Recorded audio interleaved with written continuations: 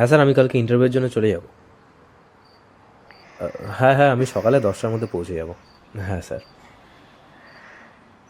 সুমন, বাবা আজ আবার আমার বায়োডাটা নিয়ে বসেছিল। আমি কতদিন আই নিড টাইম বলে কাটাবো? এই টাইম জিনিসটা খুবই এক্সপেন্সিভ।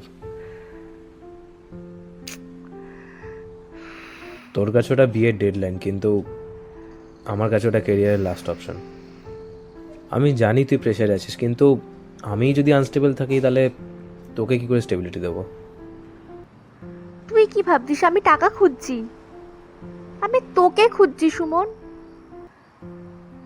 তোর এই কেরিয়ার হয়তো একদিন ঠিক হয়ে যাবে, কিন্তু আমি আমি কি থাকবো? ভালোবাসা দিয়ে পেট ভয় না স্নেহা। রিয়েলিটিটা ভীষণই টক্সিক। আমি যখন তোর বাবার সামনে গিয়ে দাঁড়াবো, উনি আমার ক্যারেক্টারটা আগে দেখবে না, উনি দেখবে আমার ব্যাংক ব্যালেন্সটা। আমি তো তোর সাথে স্ট্রাগল করতে রাজি ছিলাম, বল তুই কেন একা সবটা সলভ করতে চাস? কারণ স্ট্রাগল শুধু দেখতেই ভালো লাগে। তুই আমার মোটিভেশন হতে পারিস, কিন্তু স্যাক্রিফাইস কেন হবি? আমায় একটু সময় দে, হয়তো আমি পৌঁছে যাব, নয়তো তোকে মুক্ত করে দেবো। शायद फिर इस जन्म में मुलाकात